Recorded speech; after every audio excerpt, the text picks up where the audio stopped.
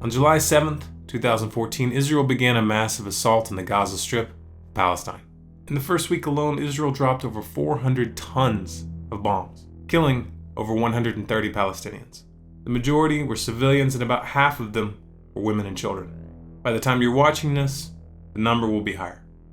Israel's official justification for this wholesale slaughter: the murder of 3 Israeli teenagers, which Israel blames on Hamas.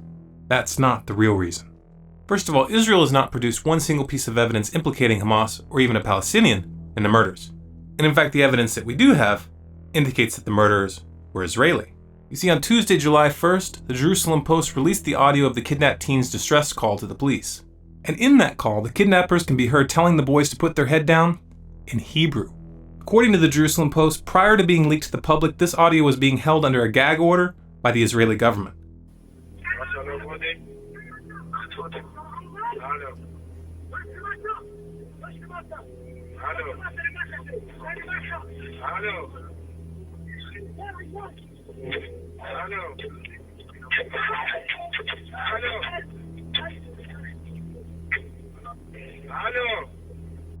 So why is Israel really attacking Gaza? It's not about self-defense. It's obviously not about avenging those 3 teenagers. Those are just cover stories for the naive.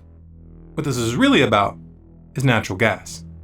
It turns out that Gaza has quite a bit of natural gas on its coastline, one of the largest sources in the region. British Gas, which holds a joint exploration agreement for the area, estimates that the fields hold at least 1 trillion cubic feet of gas. That gas belongs to the Palestinian people, and they should be the ones to benefit from it. Israel disagrees. After the death of Yasser Arafat, under questionable circumstances, Israel has controlled those fields, and British Gas has negotiated with Tel Aviv. With power divided between the Palestinian Authority and Hamas, the Palestinians have been too weak to put up any meaningful resistance, and Israel would like to keep it that way. The unity government between Hamas and the Palestinian Authority threatens Israel's control of those fields, and as such, it has to be destroyed. It's pretty basic, really.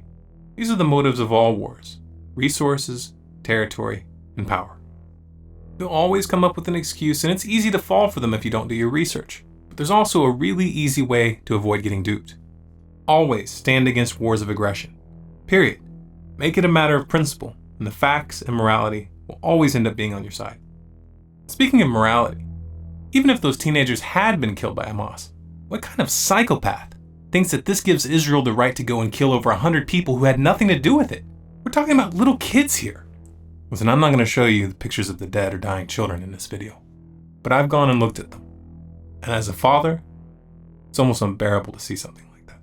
If hearing about those bombs falling doesn't faze you emotionally, this is just a political debate for you, then go look at the pictures. You have no right to defend what Israel is doing if you don't have the courage to even glance at the consequences.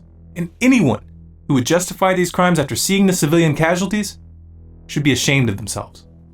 The bombing of heavily populated residential areas is a war crime, and the US government is funding it with your tax dollars. That's right, Israel receives over $3 billion in foreign aid from the US each year. Of course, it's no accident that you've never had to face what's being done to the Palestinians in your name. If you turn on the mainstream media at any point during this crisis, all you'll see is a constant stream of reports focusing on the Palestinian rockets being fired in response. These reports conveniently fail to mention that as of yet, these primitive rockets have not killed one single Israeli. The Obama administration is also running with this artificial narrative. We strongly condemn the continuing rocket fire into Israel and the deliberate targeting of civilians by terrorist organizations in Gaza. No country can accept rocket fire aimed at civilians, and we support Israel's right to defend itself against these vicious attacks. But the rockets. Let's all bring this back to the puny homemade rockets that the Palestinians are launching out of desperation. Yeah, let's talk about that. Pretend for a moment that this wasn't happening in the Middle East, but rather in the southwest of the United States. Hey, just for kicks, let's say it was happening in Palestine, Texas. So 3 teenagers from Mexico are visiting Palestine, Texas, and they get killed. By somebody. We don't know who. Mexico, of course, takes this as an invitation to launch airstrikes on the entire region. For 10 days, the Mexican Air Force dutifully pummels Palestine, Texas, and the surrounding villages, but unfortunately, these darn rednecks were unaware that this was perfectly within Mexico's rights. So they started taking pot shots at the Mexican fighter jets with shotguns and deer rifles, and some started shooting in the general direction of the Mexican border. The bullets didn't reach their targets, but they still tried to defend themselves, and that is unacceptable. Sound absurd? That's what you people sound like when you parrot the mainstream media and these talk show pundits without thinking. Totally incoherent.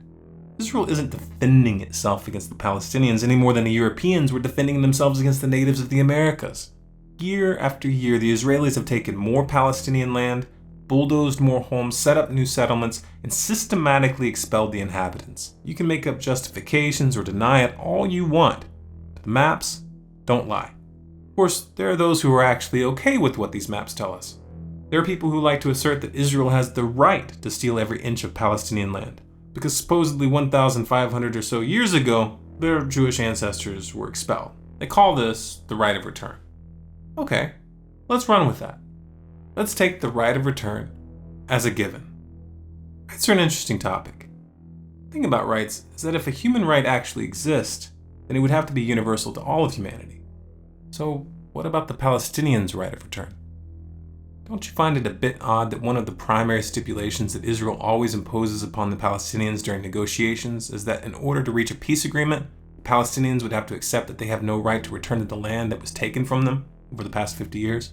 We're not talking about people who have some kind of abstract ancestral claim. These are the actual people who lost their homes and their farms and their businesses in this lifetime.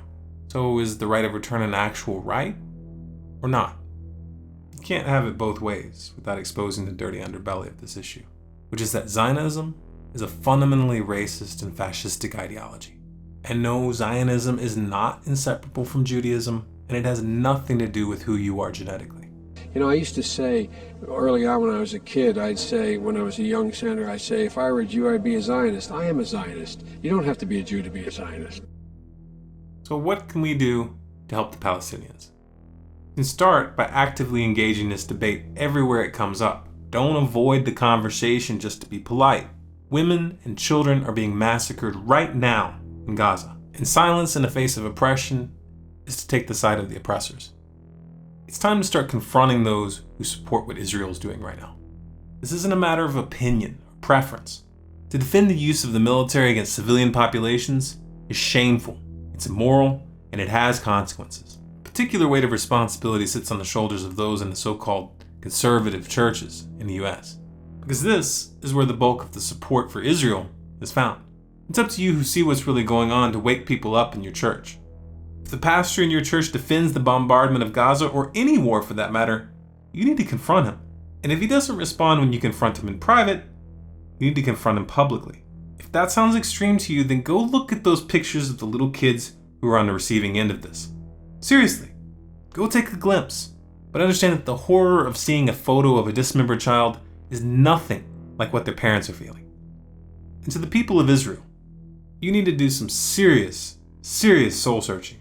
Is this the image you want the world to have when they think of Israel? An image of a brutal oppressor that murders civilians without hesitation? But more importantly, is this what you want to be? We want to see it in our own eyes, not from television point of view. They chose Hamas to rule them. It's their fault. They got it to where it is now, not us. But don't you think it'll get worse by bombing them? No, I think that's the only solution. I think they should just clear off all the city. Just take it off the ground. Yes, I'm a little bit fascist. If you want to keep informed about what's going on in the world, go to our website, scgnews.com, and sign up for email updates. Doing so, you'll be notified of any new articles or videos we put out. Also, be sure to subscribe to Storm Clouds Gathering on YouTube and follow us on Facebook, Twitter, and Google+.